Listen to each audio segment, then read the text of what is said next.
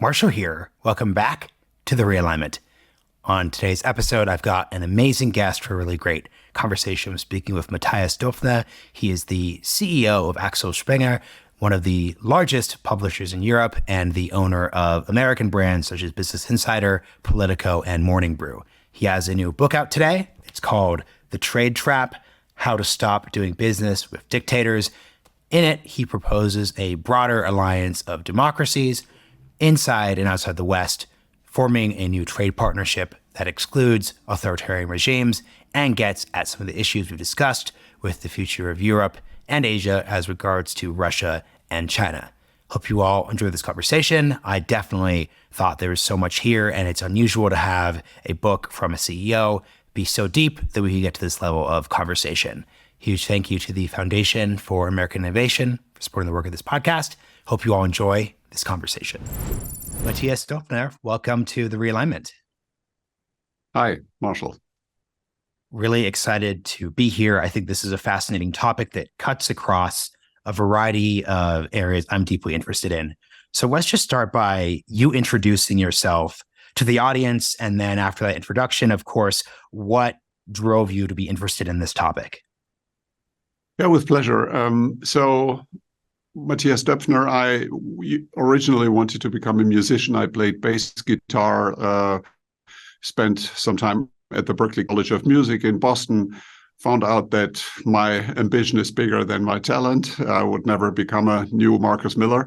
And so I decided to write about music, became a music journalist, then later editor-in-chief of 3 different newspapers in Germany. And then in 1998, I joined Axel Springer first as the editor-in-chief of national newspaper Die Welt. And then a couple of years later, I became a board member and then CEO in 2002. And when I became editor of Die Welt, I wanted to digitize the newspaper entirely into a digital-only brand. I almost got fired. When I became CEO a couple of years later, I thought, okay, what I tried to do with a single paper, I should do with the whole company. So we have been pushing digital transformation at a very early stage and are today 95% digital company only in Germany. We have 2 outlets with remaining print elements in America. Our portfolio, which is composed of Business Insider, Morning Brew, and Politico, is an entirely digital publishing portfolio, and we are now a truly transatlantic digital publisher with a lot of ambitions. I always considered myself a journalist. I'm still writing every week, spontaneously, editorials, things about music, everything, because I think it's not bad if a CEO of a media company from time to time is also doing what we are expecting from our employees, writing, reporting. And in a way, in that context, I have also written some books. The first book that I'm now publishing in the United States first and in English language is The Trade Trap, that is dealing with a new concept of trade policy in order to strengthen democracies. So I wrote that book as a journalist, not as a CEO, as a citizen, and I'm happy if it stimulates a debate that I think would be interesting and perhaps even needed. Yeah, and to your point about writing the book as a journalist and not as a CEO, what I love about the style of the book is you're obviously writing the policy prescription aspect, but then you're interspersing it with stories and interactions with a lot of the players who are involved in these debates, which obviously involves your capacity as a CEO. So I want to start with a really interesting story you tell. You talk about meeting with Vladimir Putin in the 2000s as a means of kind of trying to handle some controversies with the ownership of Fortune Russia, which was then part of your broader media empire. I think famously as Americans, if we think of Putin in the 2000s, we think of George W. Bush saying, I sat down with him, I saw into his soul, and we kind of use that as a metaphor for explaining how the United States was optimistic about handling the Russians post-Cold War up until probably the invasion of Georgia in 2008. So when you sat across from Vladimir Putin, what did you see when you looked into his eyes and had a conversation with him? Yeah, that's a great question. I mean, I met him in 2005. The context was tragic. It was the murder of our editor-in-chief, Paul Klepnikov. He was the editor-in-chief of Forbes Russia, which we published. And he was shot in front of the newsroom. And so I got an invitation by the Kremlin, by the Russian president. The purpose was to encourage me to continue to do business in Russia. So we've met in this kind of gigantic reception hall in the Kremlin, sitting at a large table, and I talked to a president that was then absolutely perceived as somebody who is driving Russia towards democracy, who is modernizing Russia. And it was a very different Putin than the Putin we know today as a kind of clear dictator. Nevertheless, although it was a different Putin, you could even then sense a certain anger, if not aggression. I also had the feeling that you could feel a certain inferiority complex. And we were speaking about many things, but also about mutual interests, strategic alliances between America, Europe, and Russia in dealing with Islamist fundamentalists, for example. And then there was always this element of saying, yeah, we may have common interests, but we may not be treated by the Americans as a colony. We have our own pride, we have our own culture, and our culture is way older and stronger, and we have to be treated differently.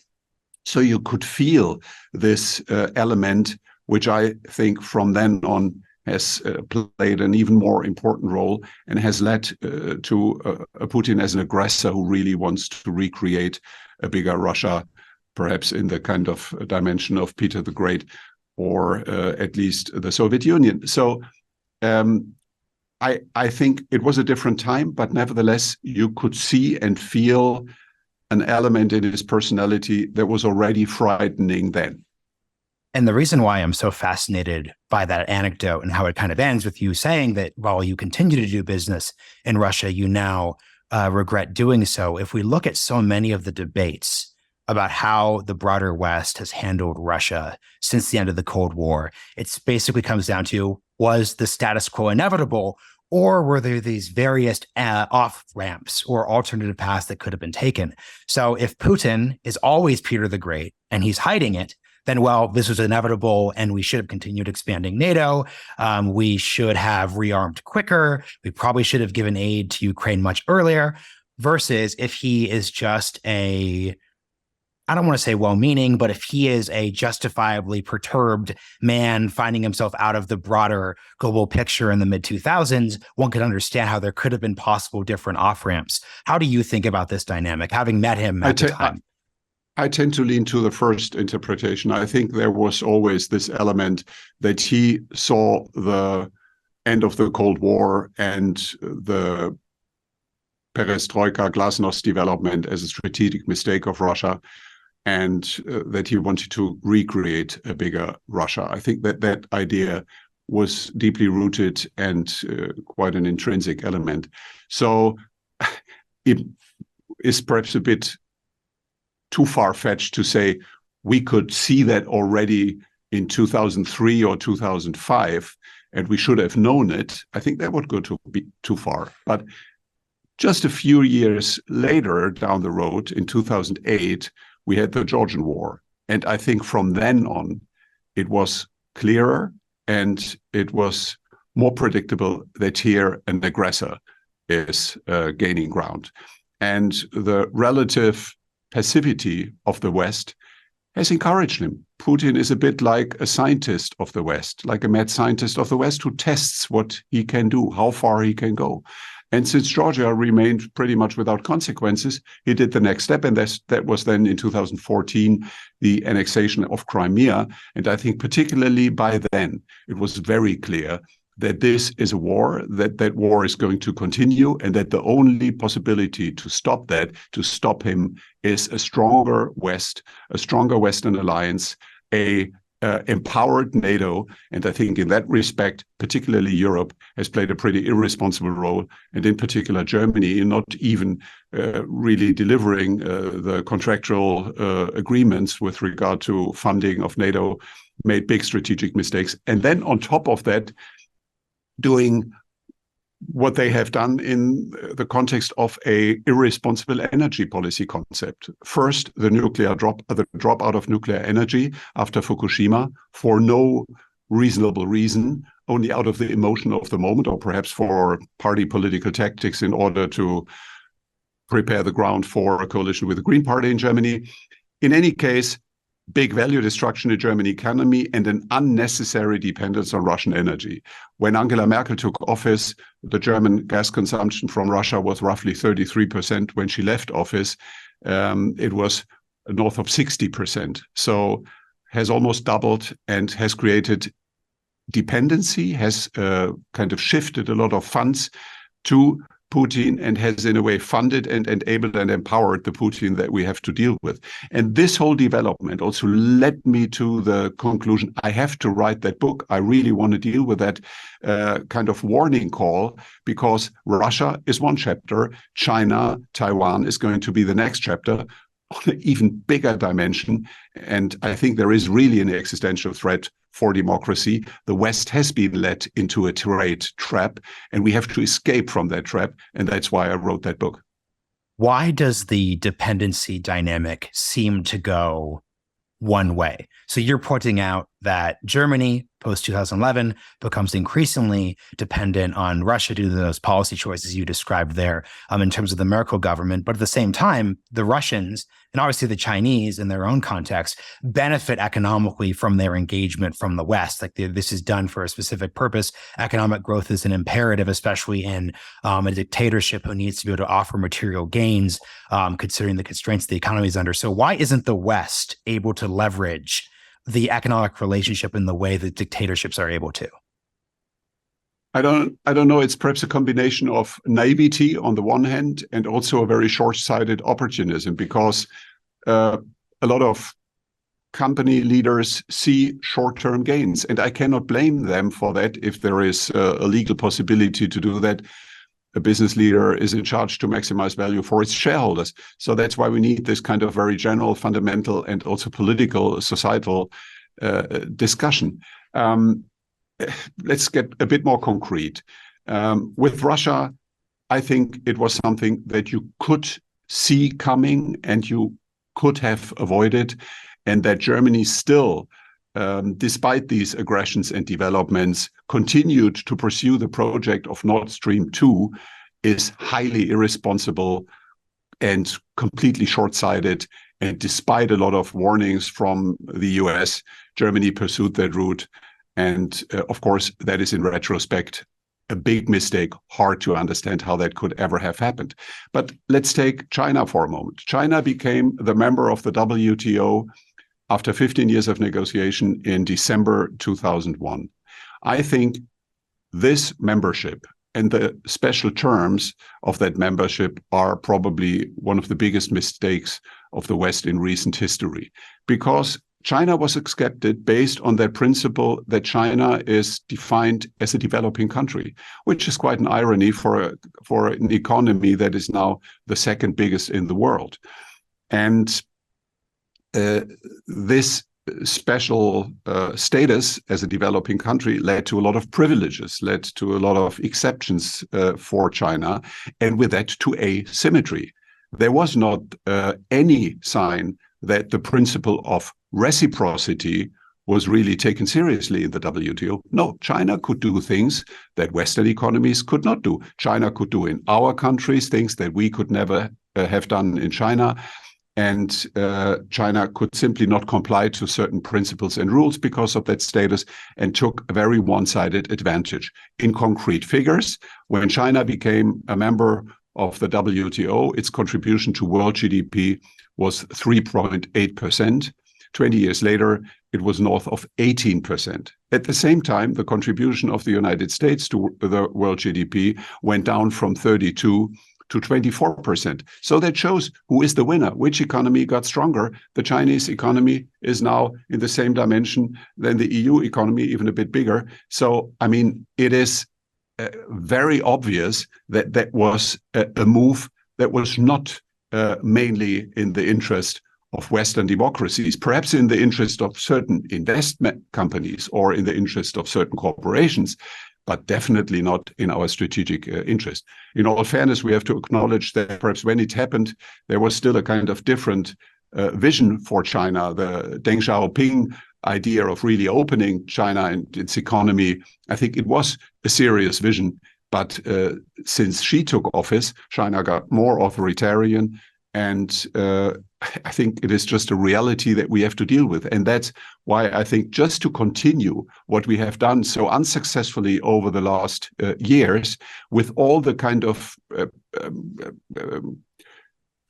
very dangerous developments that we have seen very concretely, we have to come to the conclusion we should try something new. And that's why I came up with that proposal of a new freedom trade alliance, an alliance of democracies based on membership criteria that are outlined in that book, because I think we have to have a new discussion and we have to try out new things in order to strengthen and protect democracy. Yeah, and speaking of the alliance of democracies, in certain respects, we are using democracies, the West, these terms interchangeably. To what degree is democracy synonymous with the West, and who are members of this broader trade alliance you could think of off the top of your head who would be outside of the geographic West, but you think would still fit within the framework for your proposal? Yeah, I mean, democracy and West is very often used in that sense, although we know that there are also very important democracies that are not part of the West. I mean, Japan, South Korea, and others. So it is in the end really about freedom, open society, and that is based on the rule of law and on human rights. And that then leads to democracy. And that is something that we should strengthen and where we should form alliances that go beyond this idea of the West. The first step, I think, for this alliance that I'm concretely suggesting, based on 3 membership criteria. One is the acceptance of the rule of law. The second one is the acceptance of human rights. And the third one is the acceptance of CO2 emission targets. I can explain later why that is so important. But a membership based on these criteria will lead to a tariff-free trade relationship. These countries that are part of that very unbureaucratic trade alliance can trade tariff-free with each other, which will be a huge stimulus. And other countries that do not comply to these standards can still do trade, but they have to pay tariffs as they do today, which will shift things, will shift jobs, will shift value creation, and will strengthen and empower Western democracies that are still having the upper hand. These free and partly free countries and democracies are still 70% of world GDP. So we have the upper hand, but we also have to keep it. And I think if we want to keep it, and if we don't want to allow that it is further deteriorating by kind of one-sided asymmetrical competition, we have to do something. And that's what I'm really advocating. And I truly think that that can create a stimulus that is based on incentives, not on prohibitions mainly. And in theory, everybody can become a member, everybody can join that alliance, and every country can make a decision whether a bit more freedom for a lot more prosperity is the better deal than to try to protect alt and, in a way, also unstable autocratic or dictatorial structures. So I think a couple questions here. So number one, in the book, you specifically write about how the World Trade Organization, this post-1990s approach to trade is broken in very key respects. Throughout other parts of the book, there's pretty clear indications that this post-World War II set of international organizations, including everything from the United Nations to the World Health Organization, essentially no longer function. I personally like to think of this moment from establishing the stakes perspective as being similar to the pre-war era before World War II, in the sense that you have these old structures, they're not quite working, you have authoritarian powers pushing, et cetera, et cetera, et cetera. After that pre-war period, the League of Nations, Treaty of Versailles, Washington Naval Treaty, that's all basically thrown out. Not only do they not work, but they are rejected. Under your new proposal, are we throwing out those post-war institutions that are struggling, or are we just building a new trade alliance on top of them? as we think about this architecture? My proposal is based on the idea for something new. What it means for existing institutions is a different question. I'm a bit skeptical about it. I have to admit that the World Health Organization has showed a very weak face during and after the pandemic. I think the UN, which is these days meeting here in New York, is also an organization that more and more seems to protect non-democratic players and not raising the right issues about failures and misbehavior in the countries that really damage democracy. I find some of the discussions here more and more irritating. But obviously, the WTO is among the three the most dysfunctional institution. The WTO is de facto not operational any longer. And that's why I think to cease operations of WTO may be the better option than trying to renovate or reform it. I think also this new trade alliance that I'm describing and that I call the freedom trade, because it is really about free trade among free and democratic value-based nations. This alliance should be very unbureaucratic, much leaner, more in the spirit of the old GATT trade alliance that worked actually pretty well for quite some time until it was replaced by the WTO. So sometimes less is more. And something I'm very curious about would be going back to your earlier point around German pacifism, especially during the 21st century. I'd love for you just to kind of articulate as a German how Westerners or listeners outside of Germany should understand you. Because from my perspective, I work in the international security space. German and Japanese pacifism can be frustrated at certain points. But if you take a step back and think about it historically, that's an incredible achievement relative to the 19th and mid 20th centuries. Like, German and Japanese pacifism are great problems to have in comparison to, let's say, the world of the 1920s and 1930s. So can you just kind of help us understand on a personal level, even how you think about it? Well, the most important thing to understand is that Germany organized and executed the Holocaust, which is still an unconceivable and uncomparable genocide that is deeply rooted in the traumatic history of every German. Now, the question was and still is, which lessons do we learn from that? And unfortunately, after the Second World War and after the Holocaust, a lot of people, I would say a majority in Germany, came to the conclusion that the lesson that we learn from that is never, ever war again. Never, ever military action, military intervention, peace under all circumstances. And that is, in the end, pacifism. And I think that is a tragic misunderstanding of history, because the lesson that we should have learned is very direct, and that is never, ever genocide again, never, ever racism again, never, ever discrimination, and never, ever tolerance for intolerance. And that means if somebody is aggressively conquering another country or harming NATO territory, or if genocide is happening, I think that should create a sense of urgency in Germany in order to help that these developments are stopped in time if they couldn't be avoided. So I think this non-interventionist German mentality that was the paradigm for many generations of German chancellors and foreign ministers came to an end. It is very interesting and almost an irony of history that particularly the Green Party, that was based on two principles: pacifism, no NATO, no intervention, and secondly, no nuclear energy and no nuclear weapons. So based on these two principles, the Green Party was the one that has, in a way, reversed that principle for the first time. The first foreign minister in Germany who did that was Joschka Fischer during the Kosovo War, where he said publicly, the lesson from our history should not only be never ever war, it should also be never ever Auschwitz again. And that's why we have to play an active role. And now, for the second time, it is a Green foreign minister, Annalena Baerbock. She is in office at the moment and is playing a very surprising role in the context of the Russian war in Ukraine, because she is advocating more delivery of weapons and, in a way, more interventionism.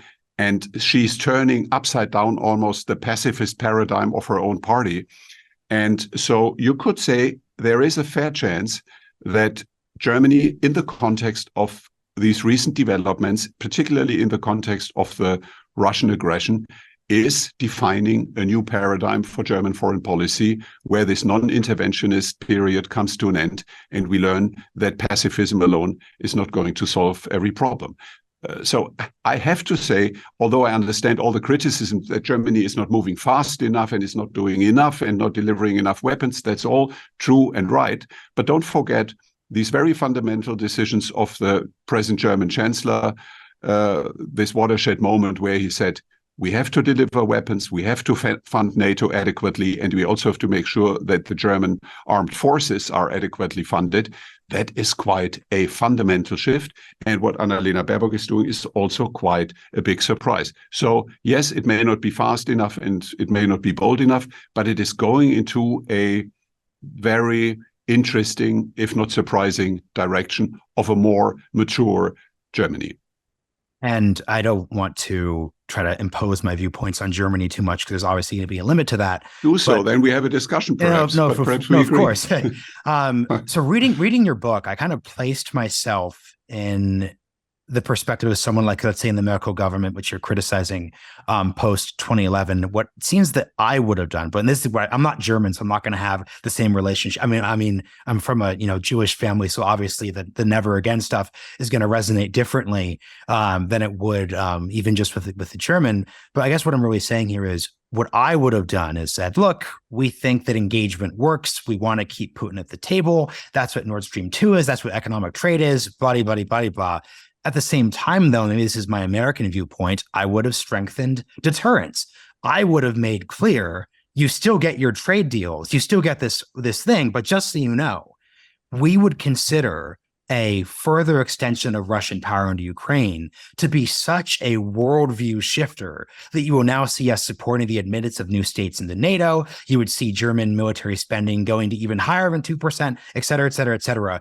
Why did that moderate option not happen? Because that seems to be the most, I think, reasonable response to, let's say, your position, let's say in 2014.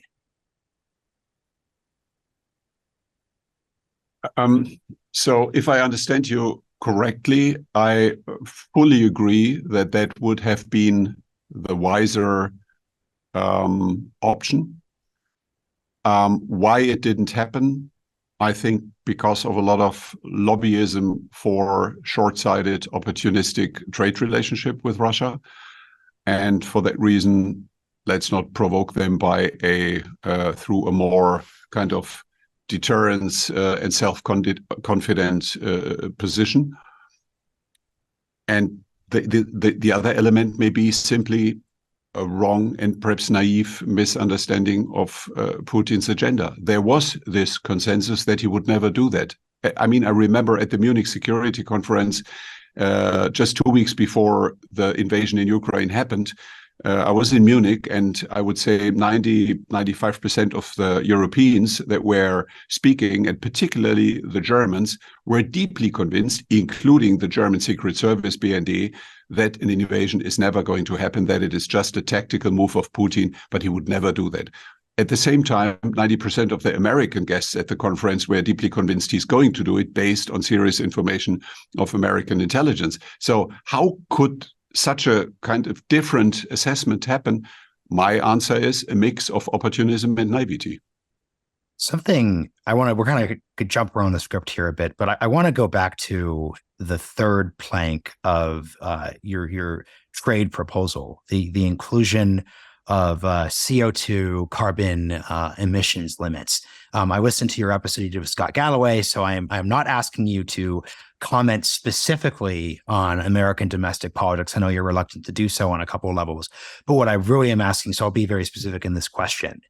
My concern with the third plank, and obviously you'll defend the third plank in a second, but my concern is that it's an attempt to do a little too much in a fractious political environment. If there's a case to be made for serious CO2 emissions limits, a case that I would support, I would maybe say we keep the first two planks and then we separately attempt to put together a broader climate alliance, let's say. Why do you think they should be tied together with the first two planks? Because I simply cannot imagine that it is in our interest to be at the forefront of very ambitious climate targets, which in direct competition with a super powerful player like China, who does not respect it at all and who is the biggest CO2 emitter in the world with 32% of the global CO2 emission, and has quadrupled its coal plant power in 22 compared to 21, that this asymmetry can work and can be in the interest of our economies. I think it is almost a self-destructive way to get to more and more ambitious standards in an asymmetric way. So if we do that, and if we say the Western Alliance or the Democratic Alliance is based on a consensus of mutual CO2 targets, then at least we should have the advantage for that in direct comparison to a player or to players who do not comply to that, and then they have to pay high taxes, high tariffs that at least partly compensate for that asymmetry. I think it needs to be an element of that, because otherwise it's a self-destructive policy that is not solving the climate issue, because China alone, together with some other non-democratic allies, can do so much harm to all these goals with their behavior. So it's not going to solve the problem, but it is weakening our economies. And I think that is a very bad deal. So that's why I think it has to be on the table if we discuss a new trade order. I want to go back to your origins as a musician and music journalist to kind of get to the cultural aspect of interchange and interaction. I recently had a guest on who was, very prominent in Hollywood and in the music scene, and he very explicitly believes at the end of the day that the Cold War was won by the, especially in the case of East Germany versus West Germany, in the case of, blue jeans and rock and roll and all that sort of cultural exchange. And obviously someone who holds that view would be concerned that any sort of trade limitations or business limitations would cease that sort of cultural interchange, which at a core level is going to be a strength of the democracies. Like, my view on that question is, you can't start the story of Berlin and West Germany with blue jeans in the 80s. You have to start with the Berlin airlift. And you have to talk about deterrence. You have to talk about Berlin in 1961. The military side of this equation was at the other was the starting foundation, and then you could have blue jeans snuck across the Iron Curtain. I'm just curious how you, speaking once again your experience in music culture in the industry, how do you think of the cultural aspect of trade and interaction? Well, that the American pop culture is one of the most influential cultures of the recent history is pretty obvious. It's loved all around the world. It's lived all around the world, and particularly also in countries and cultures where there's a lot of deeply rooted anti-Americanism, which I always find very funny and absurd, I have to say. So we all love the beauties of American culture and pop culture, but nevertheless, we love to increase anti-Americanism and anti-American stereotypes. However, now very concretely, what does this proposal of a trade alliance of democracies do in that context? I think it is protecting the strength of, let's say, US-influenced culture, pop culture, and a culture of freedom ranging from movies to fashion, because the likelihood that America could continue that if they decouple unilaterally from China or from other non-democracies is very small. What a unilateral decoupling will do, it's not going to solve the problem, like in the context of climate policy. It is not going to solve the problem, but it is weakening America and the American economy. If Europe would come to the conclusion we have to do our own thing and pursue an own third way to kind of muddle through and deal with China and with America and with everybody, with every autocracy, they won't get away with that. Europe will become a theme park for nostalgic tourists, but value creation is not going to happen in Europe. So Europe is way too weak for that, but to do it alone, but America too. So there is no other option than to reestablish this transatlantic alliance as a basis, then invite more and more other democracies from Canada to Australia to Japan in the first place, to African countries, Latin American countries, Asian countries. India, of course, will play a very important role. It is on the edge at the moment, but should be invited and should be kind of part of that bigger alliance. And with that critical mass, I think also the likelihood that other non-democratic players will give up their very authoritarian approach and benefit from tariff-free trade and this alliance is higher. And that will then also help to still continue globalization. And with that globalization, perhaps not for everybody, not for every player, but at least for 70% plus, it is also going to help that, let's say, the culture of the free world, which is very much the US culture, will prevail. I think I've made this conversation somewhat too easy by focusing purely on the Russia aspect, because there are obviously some very specific, tactical and on the ground level debates about the specific policy in Ukraine, the specific GDP percentage is spent on the military between the United States and Europe. But broadly speaking, there is just actual agreement that, okay, in late stage 2023, Vladimir Putin is a threat. We want Ukraine to survive, X, Y, and Z. Where the actual tension comes in, I think, is on China-related issues, especially Taiwan. So can you just take the mic and go wherever you want to go? How should we understand how the China side of this debate is so much more difficult from a transatlantic perspective than the Russia one is? When I prepared the proposal for my book 4 years ago, I predicted in the proposal that Russia would invade the entire Ukraine. And I said, and the next step will be Taiwan. So since we have seen what happened in Ukraine, I think the likelihood that for China, this is a very important test case. And if Putin gets away with it and the West is too passive or too half-hearted, or not aligned enough, and NATO is not bold enough in order to stop that, then I think they would feel encouraged and they would definitely go for Taiwan. I have not met any reasonable Chinese in the recent past who told me, no, this is not going to happen. The only discussion was when it is going to happen. Is it going to happen in 35, or is it going to happen in 28, or is it going to happen in 24? But it is going to happen. If China feels encouraged by a failure in stopping Vladimir Putin, or if China, for other reasons, thinks and sees that they can do it without consequences. Of course, the whole semiconductor topic plays a very big role in that context, and that's why timing is of the essence. That is a very big leverage in the hands of China, this dominance in semiconductor production of Taiwan. And so I think it is a very obvious, very concrete, and way bigger threat for world peace than what is happening at the moment in Ukraine. This is the real focus. And that is why I really had the feeling I got to write that book. I have to stimulate the discussion, because we cannot simply continue what we have been doing for the last decades. It's a failed concept. And if something fails, we have to acknowledge it and we have to try out new things. I'm not saying that this solves all problems, and I'm not saying that it can be implemented like that tomorrow. It's a process. It will take many, many years. But it is time for a change.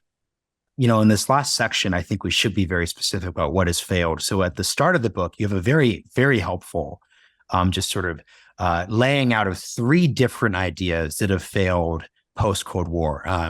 end of history. We've had Francis Fukuyama on the podcast before. I think folks really know that idea before. You then go into kind of Yuval Noah Harari's Homo Deus idea, obviously this like perpetual movement towards a world that's more peaceful, healthier, et cetera, et cetera, et cetera. That one's pretty straightforward. Check out Noah's work. The final one, and this is the one that deals the most with the book, frankly, is just trade changing the minds of unaligned dictatorships or authoritarian or semi democracies. Can you really just lay out what you see as failed and why there's basically no alternative to, I think, the conversation we're having here today? I remember very well when I traveled to China first, together with the then German Chancellor Helmut Kohl in '95. And that was shortly after this kind of euphoria about China began, also in the context of China's WTO membership. All big German business leaders were on the plane of the Chancellor. They went to China in order to shape deals, to make business, to do business with China, and to benefit from that incredibly attractive growth market. And the kind of broad consensus was, if we do trade with China, there is only one outcome. China will become more open-minded, will become more democratic, will become more freedom-oriented. It will shift away from the old autocratic system towards the Fukuyama idea. And we have seen the developments. China of today is way more authoritarian than the China of '95. And that is true on all levels. I mean, of course, the human rights examples of people just killed because they say something that is in contrast to the official Communist Party opinion are one side. But also, if you go into the more sophisticated elements of surveillance with digital data and face recognition, and a kind of total control policy on all levels, the social scoring system, then, of course, the very obvious examples during the pandemic, where even the most kind of committed friends of China were a bit irritated how brutal China handled this pandemic. And I think we have to acknowledge that the idea of change through trade definitely has failed if it was meant that that change was a change towards democracy. You could only say, ironically, yeah, change through trade has happened. It has empowered autocracies. It has strengthened the Chinese economy. It has increased the leverage of a non-democratic Chinese government, and that's why their actions are way bolder. Just to share with you one anecdote in order to illustrate that it is totally naive to think that this economic dominance comes without any political influence. I mean, not only has Annalena Baerbock just recently been very aggressively treated by the Chinese government because she stated the obvious that China is a dictatorship, but also on a more subtle level, when a couple of years ago, a big German car company, Daimler, used a quote of the Dalai Lama, a very harmless quote about look at things from different angles and then you will come up with better solutions. So a very harmless quote of the Dalai Lama led to an official apology of the CEO of Daimler towards the Chinese government. And he did it once. That was considered to be not sufficient. He did it a second time, officially and publicly. And I will never forget when I met a couple of weeks later the Chinese ambassador in Berlin, and I asked him, did the CEO of Daimler really had to apologize for that advertisement? And the ambassador smiled and said, no, not really, except if Daimler wanted to continue to sell cars in China. Then he had to apologize. And that gives you a little flavor what is going to happen. And we should not be naive about it. We should know that these trade dependencies have a price, and the price will be democracy. But I truly think we may not trade freedom for profits. That would be a terrible deal. You know, something that's fascinating to me is your invocation of values, human rights, freedom, et cetera, because as you no doubt know about the United States political scene, We recently had the, anniversary of 9/11. There's a lot of exhaustion on both sides of the political spectrum around freedom discourse, human rights discourse, just once again, coming out of the wreckage of the Iraq war. And then obviously the, let's just say not great way, the, US presence in Afghanistan ended. As a German, how do you? But if I may say, if I please. may say so, I don't only defend that and advocate that because of ethical reasons. I also do it because I love capitalism. I think capitalism is the best form, which basically is way superior to all kind of ideas and ideologies that want to distribute money top down and are kind of influenced by socialism. So I'm a kind of intrinsically motivated capitalist. And as a capitalist, I also want to illustrate that if we continue on that path, that may look nice on a short-term basis and may maximize profits in the very short term. In the midterm and in the long term, it's kind of destroying the fundament on which good capitalism can grow. And I think the last three questions here. So question one, I think that authoritarian powers and various folks who serve as their mouthpieces are at their most rhetorically effective when they point out American hypocrisy on all of these questions, right? So think of Vladimir Putin's speech in 2007, lambasting the way the United States unilaterally pursued the invasion of Iraq, obviously with Great Britain and a variety of other countries there too. As a German, obviously Germany did not participate in the Iraq War. Germany was in Afghanistan, but it was not an Iraq War. So I think Germans are particularly at both ends of the post-war order in the sense that you get the end of the Cold War, you get the reunification of Germany, and then you also have the lack of joining the whole Iraq War Club. So how do you think moving forward, the West broadly can behave appropriately and in a way that doesn't leave itself rhetorically and materially open to critique from outsiders who are trying to use that in, I think, disingenuous manners to advance their own objectives? So to cut it very short, I think in Europe, the idea of non-interventionism has failed and came to an end. Europe needs to be mature and pragmatic and needs to understand that if we want to defend our freedom, our democracy, and our open society model, we have to defend it forcefully, and that requires intervention and a bold security policy, including adequate funding. That is the European lesson.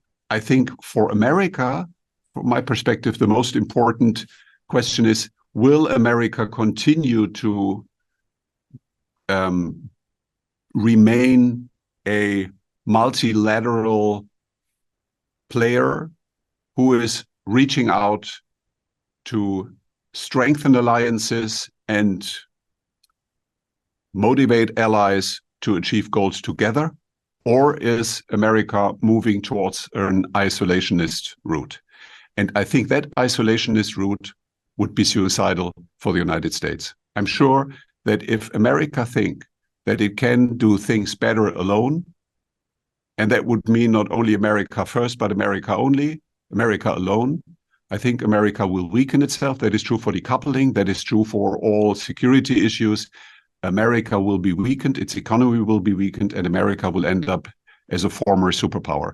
So I think it is quite existential for both players, for Europe and for America, to understand that we can only solve the big problems of our time, the big challenges of our time, security challenges, challenges of competition of systems, autocratic model versus open society, including climate challenges.